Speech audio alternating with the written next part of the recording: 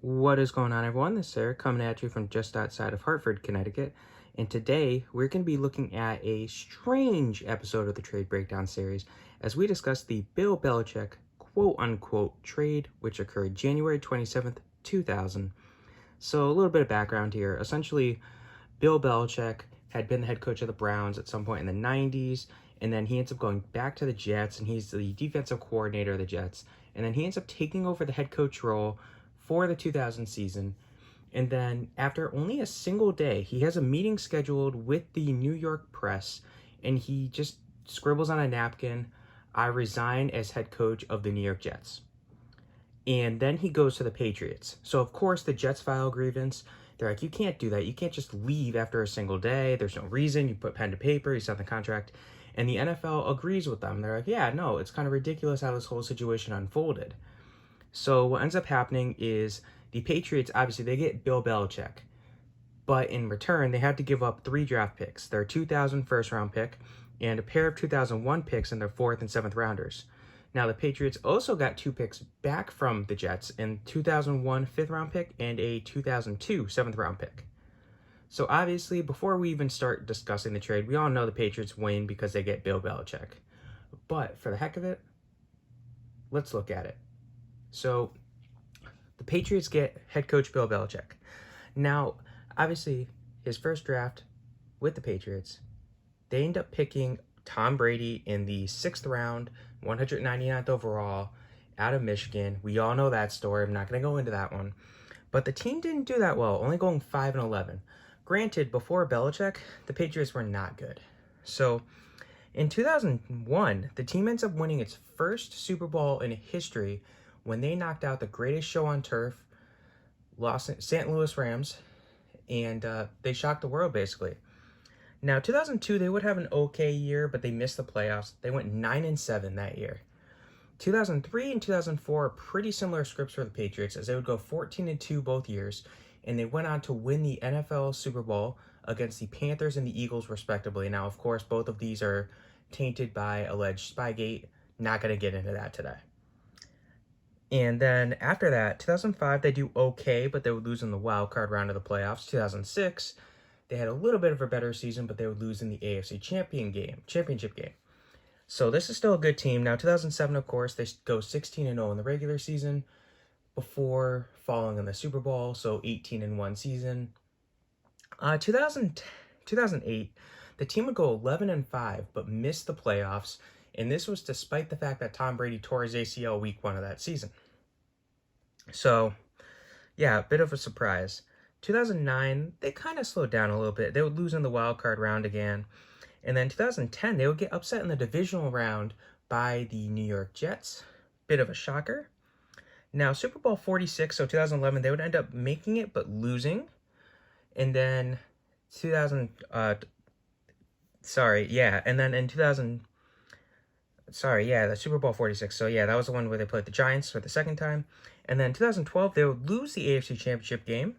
And then again in 2013. So, still a very strong team. Now, 2014-15 season, they would win the Super Bowl, finally ending their 10-year stretch without rings by beating the Seahawks.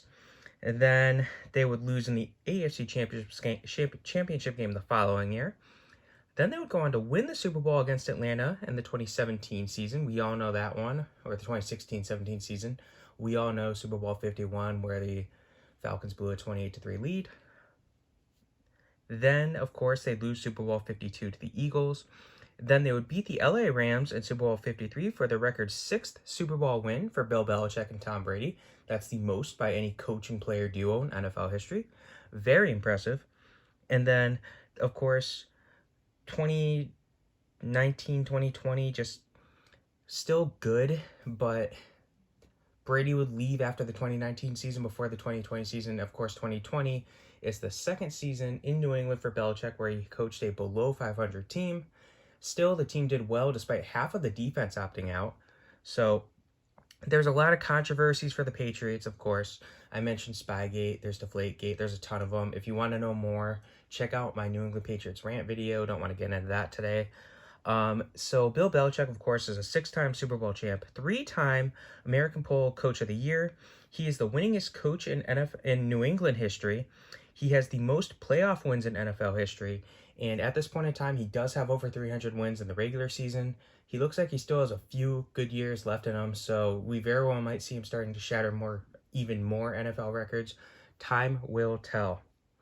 So, yeah, that's Bill Belichick. So the Patriots also got 2 picks. Now, the 2001 fifth-round pick would be 149. They would trade it to the Detroit Lions for 180 and 216. So the 180th pick would be used on tight end Arthur Love, and Arthur Love did not record any stats whatsoever.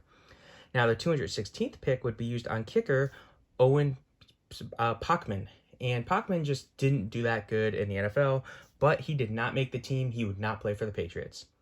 So yeah, other than Belichick, they got nothing, because that 2002 7th-round pick would become the 234th pick. It would be traded, and it is already discussed in the John Gruden trade breakdown video, oddly enough. So I will put that link in the description below. Definitely check that out if you haven't already. So, the Jets, what did they get for Bill Belichick? So that 2000 first-round pick would be the 16th overall pick. They would trade it along with the 48th pick to the San Francisco 49ers for the 12th overall selection.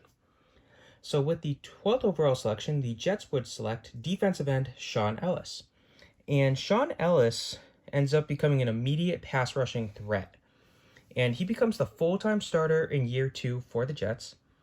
And he would break out into the 2003 season in particular, recording 12.5 sacks for the Jets. Now, he hangs around the team for a long time. He has another strong season in 2004 with 11 sacks.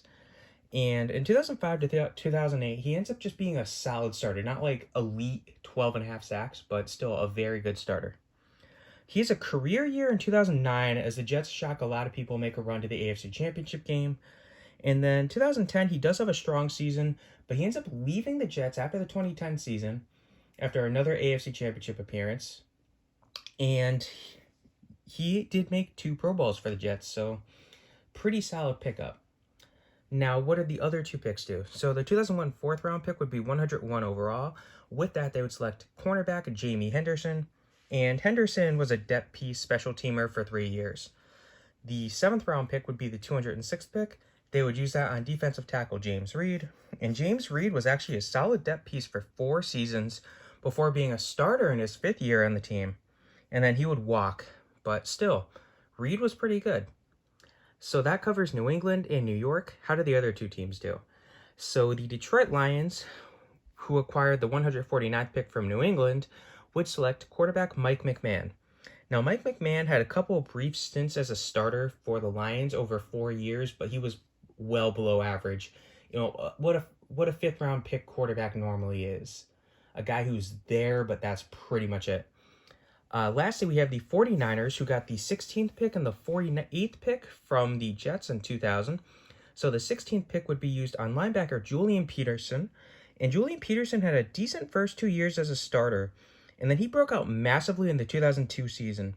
Now, he did even better in 2003, but then he got hurt in 2004, and was only okay in 2005 before leaving the team. He was actually a 2-time Pro Bowler, 1-time first-team All-Pro, and 1-time second-team All-Pro. Lastly, we have the 48th pick, which was used on cornerback Jason Webster. And Webster, again, he looked very good through 3 years, but unfortunately for him and the team, he just couldn't stay healthy.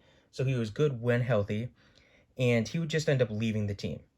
So, yeah, all in all, the Patriots obviously win this trade. I mean, they got the best coach of all time. There's no denying it anymore. Yeah, you still have those people who tell you Shula is, and I was one of them for the longest time, but I can't deny it anymore. Of course, Belichick picked Brady, so there's that. And the Jets, I mean, they did get Shaun Ellis. The 49ers had a couple solid players on their defense for a couple years, and then the Lions just got a 5th-round pick quarterback who was a backup for 4 years, so it's better than a lot of people can say. That was a Bill Belichick trade. Hope you guys enjoyed this. Have a good rest of your day.